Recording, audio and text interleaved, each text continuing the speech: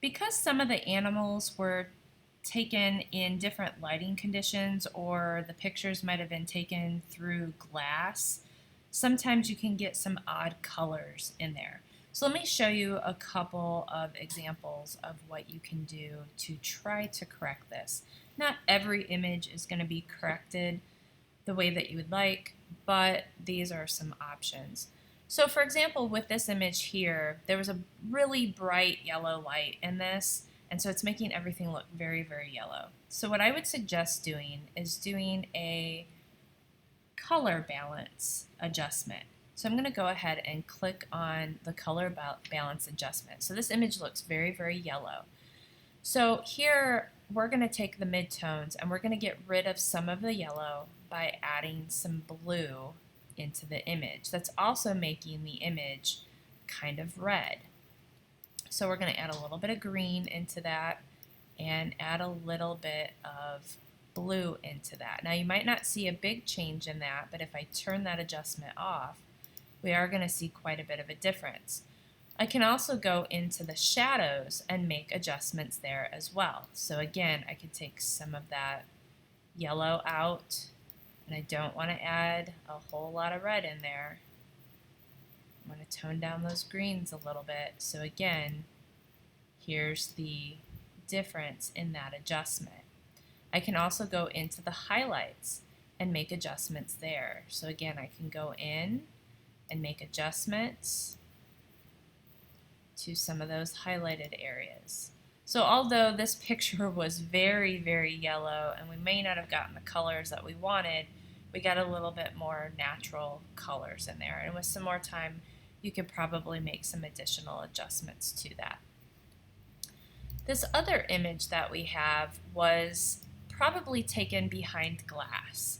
And so you'll often see kind of a green or a blue tint to it. It looks kind of foggy. And so there's some adjustments that we can do there as well. So I'm going to just duplicate this so you can see the difference. And I'm going to do a levels adjustment because this picture looks very, very gray. So in my levels adjustment, you're going to see this histogram, and it's going to show you the black values, which there are none, the white values, there are very few, and gray. So we can see that we have a lot of gray values in this.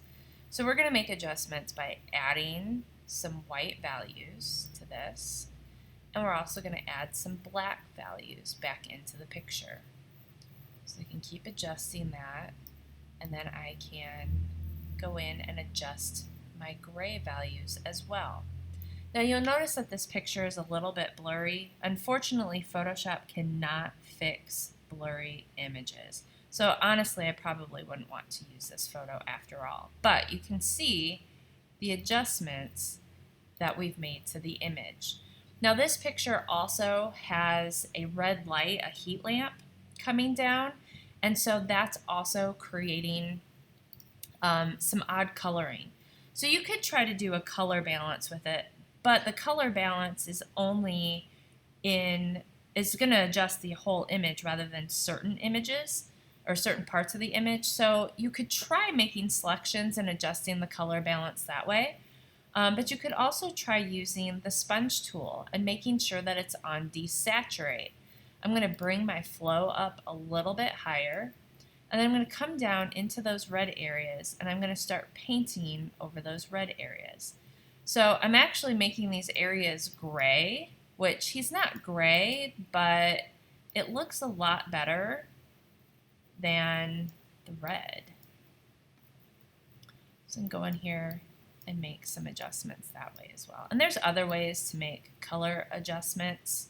And we probably don't want to take all of that color out of there, but you can kind of see what the before picture looked like and the after picture. And then this was with the color, the desaturation in there. So it is looking a little bit better. And there's probably some things that we could do to get that brown to come back as well.